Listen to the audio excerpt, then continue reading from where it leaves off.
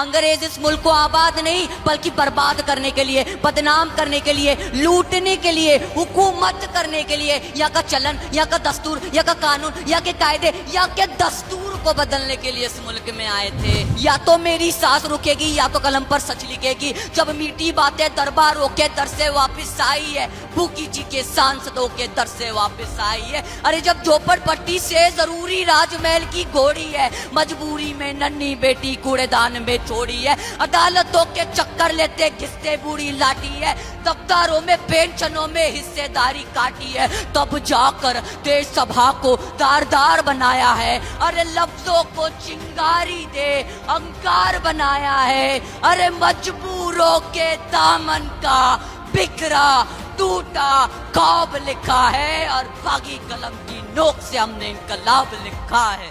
जमीन से आसमान की तरफ परवाज करता हूँ, खुदा का नाम लेकर इस तकरीर का आगाज करता हूँ।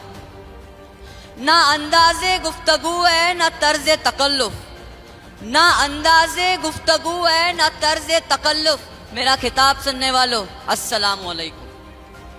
दे सलामी उस झंडे को जिससे तेरी शान है, दे सलामी उस झंडे को जिससे तेरी शान है।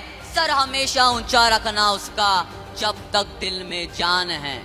दोस्तों, इंडिया से मोहब्बत करना, अपने देश से मोहब्बत करना, ये क्या है? इसका मतलब क्या है? इसका मतलब ये है कि अपने हिंदुस्तान के कानून को जानना, समझना, पहचानना, उस पर अमल करना, पढ़ना, पढ़ाना, कुछ करना, कुछ बनना, लिखना, लिखवाना, अपने देश के लिए जान लुटा देने वाला जज्बा रखना, ये है इसका मतलब।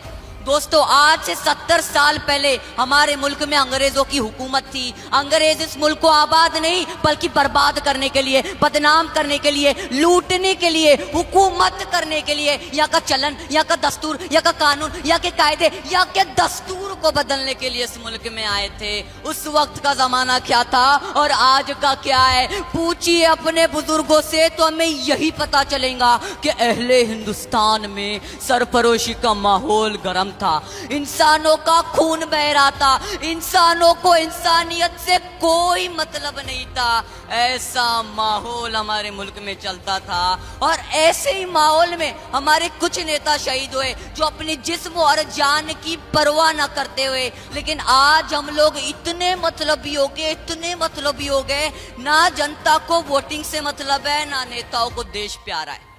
ना जनता को वोटिंग से मतलब है, ना नेताओं को देश प्यारा है। सबको बड़ा बनना है और जो लोग बड़ा बनना चाहते, मैं उनसे कहूंगा, जो लोग बड़ा बनना चाहते, ये रब का बंदा उनसे कहता है कि तैरने के लिए पानी का होना जरूरी है, तैरने के लिए पानी का होना जरूरी है और एक बड़ा आदमी बनने के लिए एक आदमी बनना जरूरी है।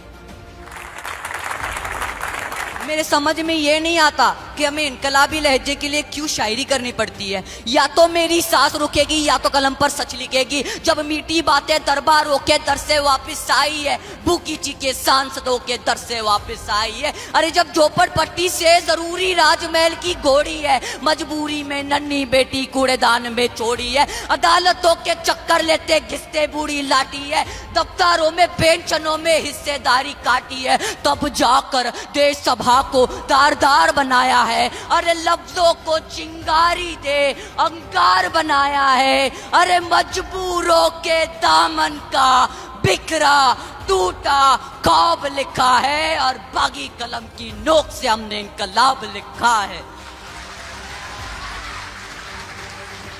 मेरे दोस्तों, मैं आपसे आज का दिन हमें इस बात का पैगाम देता है, हम चाहे उत्तर में रहे, चाहे दक्षिण में रहे, चाहे पूरब में रहे, चाहे पश्चिम में रहे, हम चाहे दुनिया के किसी भी कोने में रहे, अपने मुल्क के लिए जान कुर्बान करने वाला जज्बा रखे और पूरे दुनिया में अपने वतन का परचम इस तरह लहराए कि सब मुल्कों से ऊंचा मुल्क हमारा हो, सब मुल्कों से ऊंचा मुल्क हमारा हो। अरे उसी करीब पर तो लाहौर का इकबाल 125 साल पहले पुकार उठा था, सारे जहां से अच्छा हिंदुस्तान हमारा, सारे जहां से अच्छा हिंदुस्तान हमारा, हम बुलबुले हैं उसके, ये गुलसिता हमारा।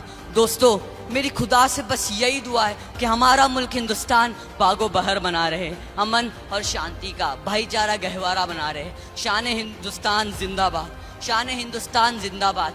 जाते जाते एक बात कहकर जाना चाहूंगा, ऐ मेरे देश तुझको सलाम है मेरा, ऐ मेरे देश तुझको सलाम है मेरा। जीऊं तो जुबान पर नाम हो तेरा, मरूं तो तिरंगा कफन हो मेरा। जय हिंद, खुदा हाफिज।